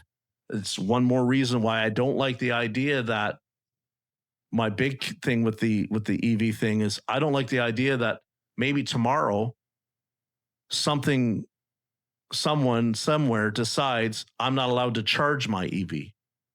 And now it becomes a dead paperweight in my driveway because maybe something my credit rating drops below a certain amount. My social credit score, I'm not supposed to say that. And all of a sudden they won't allow me to charge my car. This is a very real thing that is happening and can happen in other countries where EV is already a thing, like BYD. Do you think they're not going to shut your car off on you? Of course they can. They already know how to do it. They already could do it in some cars. The technology is already there. It scares me then when it's least, if I know, and again, it sounds ridiculous because the fuel thing, if they want to shut it down electrically, it won't matter what engine is propulsioning it. I won't be able to get to the fuel. But, it was like when Sherwood's people were going to respond to his video and they're like, well, I'm just going to go disconnect that. And he just laughs and he goes, It's not going to be so simple like that. It's going to be a network and a password and a gateway. Yeah. So my basic redneck brain says that I don't like that because I don't like the idea that they can shut down the car remotely. It's true. But I mean, we used to joke like, full self-driving. But you were saying how, the self-driving thing and we were talking about the shutting them down remotely, that's what's me. They're going to make the cars like drive back to the, you're going to watch it out your window and you're going to see your car drive away on you. Say, you didn't make your payments. You didn't make your payment. Does that scare you too? Yeah, it's, I mean, the technology is there, right? Mm-hmm. It's just like, it's like this whole Privacy Act thing. We're kept so much in the dark. Like you said, we know that the data is there. Yeah. How do we really know what they're doing with it? Yeah. And I understand some companies need that data to improve their systems. Mm-hmm. So they need it to like in that aspect. But we know that there are data leaks everywhere. Like, yeah. Who's to say that your insurance company can't request, hey, is this driver actually following the speed limit? Like, we'd like to see. And all of a sudden they get the logs of your car. Yeah. And they're like, this guy's driving 150 kilometers an hour, like every morning, and all of a sudden you get the phone call and your insurance rates like going through. It's like, whoa, what the hell just happened? Well, so who knows? Yeah. You never got a speeding ticket. You never were in an accident, but the car snitches on you and tells you that like, hey, Jeff habitually drives down the 401 highway at, 30 kilometers over the speed limit. Let's pump up Jeff's insurance rate. That's not fair to Jeff. Jeff hasn't been in an accident. Yes. Did he break the law? Yes, he did. So, Steve, does the future of the industry then kind of make you apprehensive? Like in my opinion, I think things need to change. Like something's going to have to happen because, I mean, it can't just keep going on because I haven't seen any improvement in terms of, any benefits or whatever, operating with a flat rate system. I mean, and don't get me wrong, I understand some techs absolutely love it. They make tons of money on it. But for many of other different reasons that we discussed, whether it's benefiting the customer or the way management uses it to operate their business, or there's to me, in my opinion, there are far more how would I say disadvantages to sustaining something like that. Mm-hmm. And totally understand how difficult it would be for dealerships to adapt. But I've always said I've experienced both. Right? Yes. Yeah.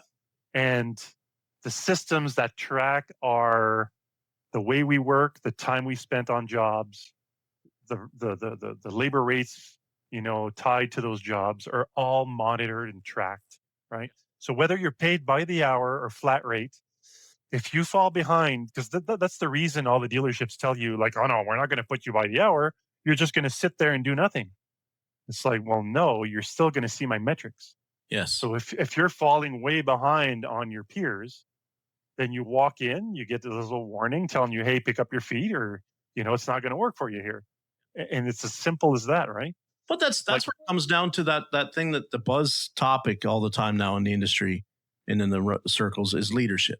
And I've said that forever, that the reason that they can't implement salary and make it work everywhere is because we don't have leadership. Like when I think of some of the service managers that I've worked for, there's a reason that it wouldn't have worked anyway but flat rate, because they had no clue how to motivate, how to manage their people. They weren't managers. There were other technicians that maybe used to produce a bunch of hours that had some familiarity with the brand, and they thought that was the person that was going to lead everybody. And it doesn't always work that way, because and I know how we can be. I don't have the best people skills after a while, right? It's the same as looking at a lot of 45 and 50-year-old technicians look at a 20-year-old technician and go, they don't want to work. Well, that person with that attitude is no kind of leader, right? I genuinely believe lots of techs go to work every day and want to fix cars. They genuinely enjoy it. They want to do it. If they know it's their job, they get off on it. But if you're finding somebody that's slacking and you say, oh, they're just going to ride the pay or whatever, well, that becomes a management problem of what are you going to do to lead that person to bidder? And are they always fit? No, they're not. But it comes down to where we have to start thinking what actually is a good employee? What does it actually look like? And you and I said, oh, the guy that could turn 16 hours in an 8-hour day, but 8 of it, 4 of it, 5 of it had to be redone. That was always their model. Well, that's not what is working for culture. It's not working for longevity. It's not working for customer retention, customer satisfaction. It's not working for any of that. But yet we seem to get them to understand this true model that you want to build is the steady Eddie, the consistent, low comeback, high skill, problem solving ability technician. That's what you build as a whole crew of that. And when it starts to deviate from that, they take shortcuts. They try and ask them, why are you trying to rush through this job? Well, if I take the money away from it, what's the incentive to rush through the job? We would work like we were working on airplanes. You don't rush anything. Everything is following a process. Every bolt has a torque. Every process has a service sequence that has to be followed. No ifs, ands, or buts about it. It's done that way every flipping time. That's how this stuff, and again, with the technology going forward, people that design these electric cars, I think for the most part, think that that's how it should be implemented. I publish a service manual because I want a service performed this way. Well, all of a sudden, we put in a pay incentive that says, hey, cut all the corners that you can to become as fast as you can. And as long as it still drives out the bay, win. Well, that's not what we should have always been doing, right? To be true craftsmen, to hold ourselves to a standard that everybody thought they were getting when they went and paid for the highest door rate that they could at the dealership. That's what they assumed they were getting, the highest level of skill, the highest level of care. Did we ever give that to them? Not consistently, not across the whole board. Yeah. That's kind of a rant right there. Wow. But I think that that's going forward with the technology, Steve. What scares me is the technology should actually force out flat rate. It should be like we're dealing with, lithium ion battery cells and a very real potential that we could burn this sucker down or kill these people with the kind of voltage they're going through the car. There should be no shortcuts. Yet, I don't think it doesn't matter what we put in technology into the car, the industry will still drag its feet and kick and scream to hold on to that pay system. Yeah. It's going to be the same way. Yeah, that's the big, debate. I like good management should always figure out a way to reward the people that want to produce, right? So no matter if you're flat rate or paid by the hour, or whatever it is, you can still create those incentives for the guys that want to do more, right? Without penalizing the guys that, they need to get home because they want to get back to their family. Everybody has different values, right? You'll still get the young guys that are gung-ho and they want to make more hours. Give them the opportunity, right? They don't have to be on flat rate to do that. It's the way I see it, and at the same time, it gives the technician a little bit more power to feel that they're in control of what they're doing, right? Where on flat rate, there's favoritism, one morning a technician brings a coffee to a service advisor and next thing you know, he's doing gravy for the rest of the day. It's just like, it shouldn't be that way. And you would eliminate this independency, the viewing your neighbor as a competitor.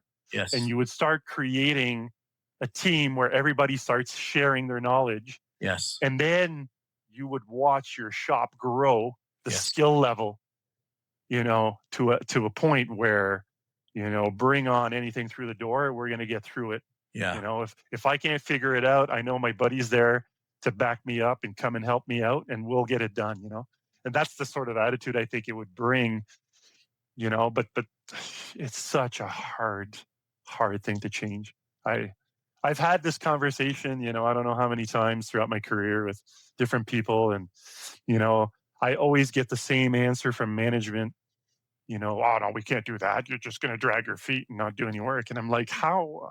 I don't understand how that's the first thing that comes to your mind when we talk about being paid by the hour. It just makes no sense to me. But look at how many times they can have a top-notch service advisor, sells a bunch of work, great with the customers, and they leave. And somebody else comes in and they take the job and they're not as good. And do they ever do a damn thing about that?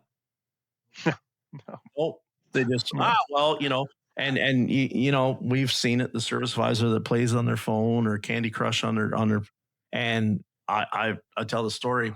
I didn't work with him personally, but I did have a friend who worked at the thing, and he had the laziest service advisor that he'd ever seen, and he wasn't on any kind of incentivized thing at all.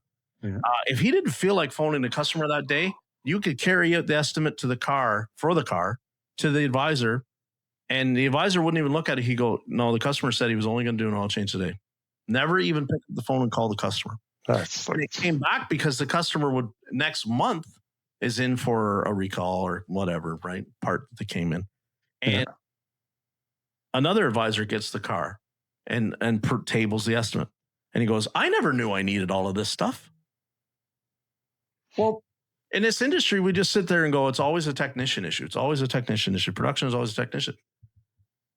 No, really what the technician is responsible for is how fast or how slow they are at getting a particular task performed. How many tasks that get sold to the customer is strictly on the quality of inspection that we do. But you can do a great inspection in the world. If you have an unmotivated person who can't sell the work, it doesn't convert to shit. Exactly. Shinola, pardon my French. So I'm starting to see where the spotlight is being shone now on the service writer to actually be able to be motivated, perform, advocate for the customer at a level that's never been there before. We keep talking about the technician shortage. I think the technician shortage fixes itself, but I think we really now need to look at what is the failure of service writers. And I'm not just talking in dealerships, I'm talking in shops now too, because we see small independent shops that operate never doing inspections, only fixing when it's a broke down. I don't ever want to be a salesman to my customer. Yeah. And then a customer all of a sudden has a 6-year-old car and it needs $6,000 worth of work. And nobody ever gave them any notice because, all they ever did was oil changes and they did one brake job and maybe plugged a tire. And all of a sudden it needs $6,000 worth of work because the AC doesn't work. The shocks are shot. The tires are bald. The brakes are bad. There's corrosion. And all of a sudden everybody goes, nobody told me about this kind of stuff. Transmissions slipping, blah, blah, blah. Right? We could go on hours.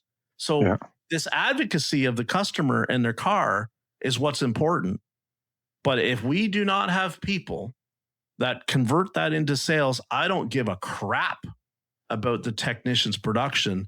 The whole team is not producing what it should be because somebody that can just come in and sit there and smile and play nice and give only the good news. Yeah.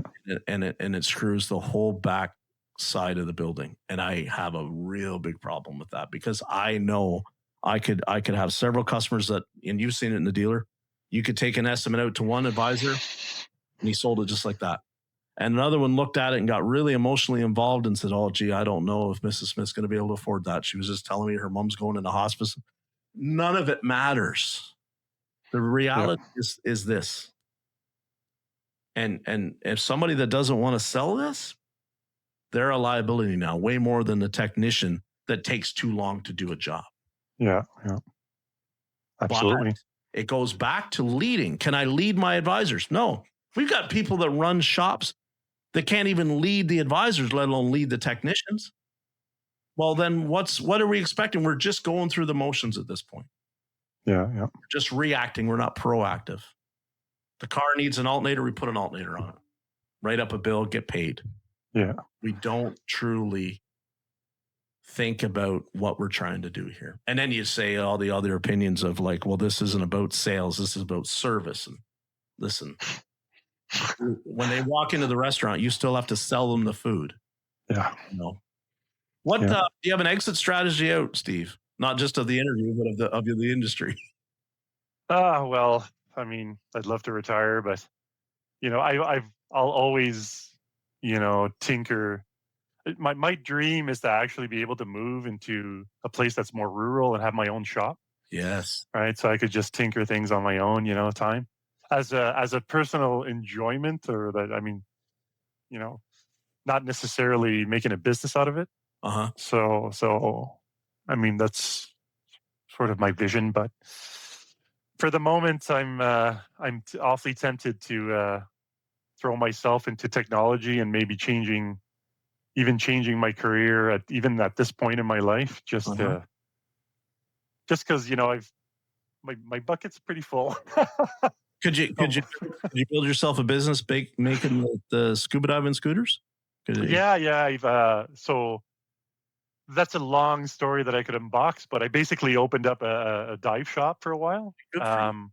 Yeah, but I had a workplace injury that restricted a lot of things that I could do. So I've been in rehabilitation, going to physio, and seeing specialists and all that. So I'm working through that, and it's also one of the reasons why I'm probably going to back out of working, for someone else, like working on cars, because I just don't have the physical capacity anymore to keep lifting heavy loads every day and in and out. So yeah, that's kind of where my future's heading. But you were talking about service writers, and I at some point we need to unbox, because I had experiences in the EV world, which, the preparation to a customer coming for a visit. Yeah. When you think, like, I've never thought about it throughout my career, but how far you can take it of prepping someone, Yes. before they come in, making sure the parts are there, or looking at their concerns, even digging into it a little bit before they even show up at the counter, and being prepared to make things go smooth, so that the result of that is less wasted time on the tech side. You're waiting for parts, you're waiting for your estimate, you're waiting for this and that, which is not our fault. Like, why are we paying for it, right? Yeah. You and I have probably walked the same kind of bays where it's like the customer made the appointment to come in and they said they had a brake complaint. Now, how many different brake jobs can you put together at a Hyundai Kia store price-wise? Not a bunch, right? And you can probably table that to the customer when they make the damn phone call. Okay, so Mrs. Smith, minimum, like you think you're hearing some brake noise from the front. I have done 10 accent brake jobs in the last week, and they all cost $526 to $596. If your car needs that, would you be interested in doing that? And then Miss Smith says no. Well, then what's Miss Smith need to come by for? Just an oil change, maybe, or whatever, right? And I can see both sides of the argument for that, but to think that every time we have to go through the same thing of inspect the car, right? And I'm not advocating we don't inspect the car, but the advisor have to go through the whole headache of like, what do the parts cost again? What's the labor cost again? You should have that customer not primed, not on the hook. That sounds bad, but they shouldn't be completely shocked when you call them and say, yes, the brakes are shot. Yes, it's going to be $700. They should have known when they were dropping off what to maybe expect. Exactly. Yeah. Shock is less, right? But we have all these cars that it's like, how many times do you do it? You table it and they go, oh, the customer wasn't expecting that much. Put the wheels on and put it outside. Yeah. Why does that happen, right? What were they expecting us to do? Yeah. And I'm not saying that we put on cheap parts. I'm not saying we start pad slapping everything to make the job go. But the nonsense that we sit there and wait for the customer to get called over a brake job or of a transmission flush or of an oil change or a coolant flush or a tune-up or a battery. I never understood that having to wait thing. Not that everything should be a menu board, but your advisors should be pretty familiar with the flipping maintenance schedule on the car. So customers come, Mrs. Smith is making an appointment. She's got 80,000 kilometers on the car. What's their caravan do at 80,000 kilometers? Let's do for transmission service. When they're making the appointment, if they're incentivized and want to make some flipping money and do their damn job, they should be getting Mrs. Smith saying, hey, are you aware of the fact that at 80, these two services should be done? Exactly. say then, I'm not interested in doing it. I'm getting rid of this next month. No problem. We just do the oil change and we do the basic inspection. I don't have to sit there and tell the advisor. The technician doesn't have to write the estimate. None of that has to happen. But the fact that they just answer the phone and then wait for the technician to tell them what the car should get done. Exactly. And I never understood that. It has to work together. We should already be like, yes, I had her expecting. Yes, go ahead. You've got those tickets where you go to the advisor and he said, oh yeah, they said if it needed brakes, just go ahead and do it. Well, write that on the flipping ticket. And I myself one walk up to the desk. I just go to the parts counter now and get it, assuming it needs it. I'm not trying to say we just like run amok and we start bolting parts on the cars not need. I'm not trying to say that. But if it's already been communicated that they're good with it, just write down that they're good with it and we can carry on. We can flip a couple more cars. Everybody wants to turn and burn in the base. That's how you start to do that, people. Make your advisors take that next step, that next 10% of effort, and this will start to speed up production. Hey, crazy thought. How about taking a minute to look at history? Oh, you know? Yeah. You know how many people come in, they book an appointment to replace their tires, but 6 months ago when you swapped them, you wrote that they're at, their summer tires were at 3 mil. You open that, like you bring the car in, you're like, what do you do? You open the trunk and you're like, these tires are worn out. The hell? But it was written on the previous RO. Or you charge them $100 to store them for the last 6 months. When you put them away, they had 230 seconds on them, so they should have been in the scrap pile, and no one tabled it to the customer then. So now we pull them out, we put them on the car, and we wait. Oh shit, these aren't even put on the car. What do I do? Now I scramble and I call the customer and say, hey, you need $1,600 worth of tires. Yeah, and we don't have them in stock. We don't have them in stock. So what we've done, we've paid the technician to put them on the, and you're going to drive away, and a week later you're going to come back and get your tires done. And what do? I guess I charge you an hour labor again, or what do? I eat the hour of labor. What do I do? It's just like, I'm having my PTSD come flaring up. Thanks for exactly. Yes. That's like 6 months ago we told you your brakes were at 4 mil. You probably need brakes now. Like, yes. I don't even, if I was advisor, I'd look at the work order. I'm like, yeah. So as soon as, you pick up the phone, call the customer, we wrote, you're probably going to need brakes. We can order them for you, have them in stock when you come in. Boom. The job is sold before the customer even shows up. And exactly the customer says, so the next question, because I love this part of it, is the customer said, okay, so Mrs. Smith, we told you last time that your brakes were getting low. Are you interested in your brakes done? And Mrs. Smith says, no, well, I had them done over at, say, the Midas. Not picking on Midas. And they're noisy. Okay, Mrs. Smith, Midas normally has a warranty. Have you been back to Midas to have this checked out? Oh, no, I don't want to go there. Okay, so when you come into my shop on Monday morning, 8 o'clock, how do you want us to proceed with this? Because I can fix your problem, but it's going to cost a brake job that's going to be more money than what you spent at Midas. Are you okay with that? Yes, that's what super duper. But if they bother to flip and ask, like, it's like, I don't have a whole lot of faith for them because they can't even ask where the wheel lock key is half the time, right? So how are they going to ask that kind of shit? But if the overlords, thank God, bring down the AI, stuff, maybe we won't have to happen as much, Steve. The AI takes the appointment is just going to be like, okay, Mrs. Smith, thank you. So your appointment's for 8 o'clock, at Orleans Dodge, and please have your hot key ready, and we'll can't wait to see you. Coffee is hot. That's how this shit could work. Exactly. You could eliminate half the problems by creating a standard operating procedures for service writers, right? When you're booking an appointment, make sure you go down this list. Have you checked this, check this, check this, check.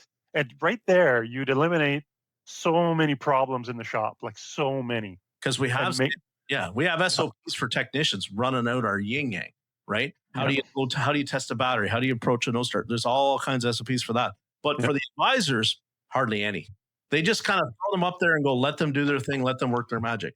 Well, I'm going to tell you, a lot of them didn't work magic. They skated by on their natural joie de vivre. And then what's that get us? Somebody that the customer really likes and we never made any flipping money. Yeah. Wow, see, I didn't expect Steve. I didn't expect You're going to get me so worked up, but that's good. It's good. Yeah. Lots of flashbacks, lots of PTSD from the dealership days. It's all good. Yeah. Will you stay in Ottawa, you think? I mean, I like it here. It's I mean, I can do all my activities. I can do scuba diving, can play hockey, I can golf. It's the climate is starting to bug me as I age. But Yeah.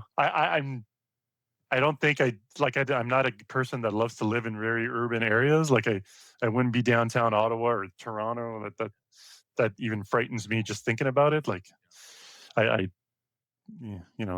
moving out Mm-hmm. someplace more rural where I'd have more land and be able to have a big shop. Oh, that'd be a little dream. Maybe get a muscle car to Mm-hmm. to have a little project to work on, in my retirement days. It's we could go to the cruise night at Place d'Orleans on Thursday night. I don't know if they still do that. I remember going there all the time, and there was a lot of people that came from the Quebec side that were for that cruise night. So that was always fun. Yeah, those things still happen. Yeah, they have a lot of good dive sites right around Kingston. If you're ever in the area, into some of them, there's some pretty amazing stuff. Even if you go out Bay of Quinte towards Picton, you can kind of see where the Arrow, the plane, some of them got dropped into and there's a couple of those pieces still on the bottom. So it's pretty. Not that I don't dive. When I was a kid, I thought I would really like to do that, but I never got into it. But I know there's a lot of wrecks in Lake Ontario. I'll tell you that. Yeah, sure. So the water's cold. I'll tell you that. It's flipping cold. And I know right off of Michigan, there's a lot of really good wrecks too. And some of them are in a lot more shallower water, like 20 feet down, and you find old boats. So I want to thank you for coming on. I really enjoyed this. You really taught me a lot about what in Quebec, because I had a lot of preconceived notions that I didn't know there was a license kind of certification in Quebec, period, because of my little exposure to my corner of the world. I thought it was that way. So thank you for sharing that with me. I definitely want to have you come back on. We need to talk about, the more of where it's going and where you see yourself going, and the dealership, struggles, because a lot of my listeners are dealership techs. A lot of them are. And that's a lot of when we see the comments of people that are really frustrated in the industry, it's a lot of the dealership guys and girls. And, people just like the answer immediately is like, oh, we'll just leave the dealer. It's not so simple. Yeah. If everybody just left the dealer tomorrow, there's not enough employment opportunities outside the dealer network for every technician out there. It just doesn't happen. And I have said it before, and I'll say it again. A lot of places that if you were to leave the dealer and go to just the wild, wild west of some of the independents, you're jumping out of the really hot pan into a fire in some of them in terms of tooling and training and pay and whatever conditions, whatever you want to talk about. That's not all of them, but it's a lot of them. So closing thoughts, Steve? Well, I really appreciate you giving me the opportunity to come on your podcast, and keep doing what you do, because a lot of us out there that are in the trade really enjoy watching your podcast, and we learn a lot from it. So keep pushing, because it's much appreciated. It's a lot of fun. It really is, honestly. And I mean, I love the fact that like you and I have probably driven down some of the same streets and probably not worked on the same cars, but you never know, right? And I mean, and I think that's just cool as hell, because as big as this world is, I have a real soft spot in that area, right?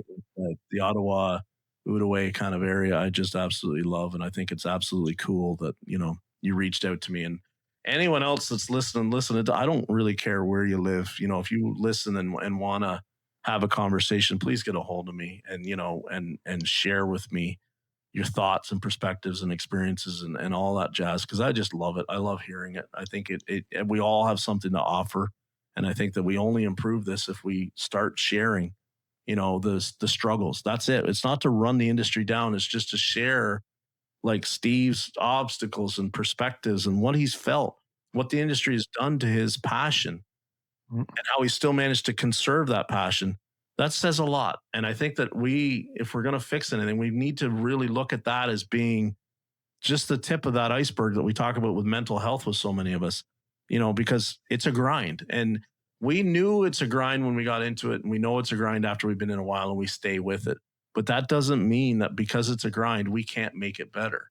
And I think at some point now, we have to really look at what's going on and make it better. So, as always, thank you to my friends at LaunchTech USA for the sponsorship.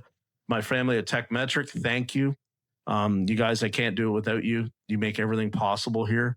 The merch store is up. We had another Riley Spence had his little young daughter with our onesie on. So I need to rep in the merch store and tell you guys, remind everybody that the merch store is just trying to raise funds to send people to training. That's what it is. Jeff's not buying a new bass boat with the merch funds. It's just, we're trying to give back with that. So, if you feel like you want to look at my mug on a coffee mug, or you want to see my ugly face on a hat, then run over to the merch store and, mind the tariffs and swag. So, Steve, thank you for coming on, man. Thank you. I'm going to look you up next time I'm in Ottawa, okay? All right. Yeah, please do. We'll grab a beer and some chicken wings or something and, Awesome. and shoot the bull when we don't have to record it. So, everybody, All right. I love you. Thank you all. So thank you again for watching that episode of the Jaded Mechanic Podcast. If you want to watch the next episode that we have coming up, you need to click right here. And if you want to join us on this wonderful journey of change in the industry, become part of the family, click right here. Thank you.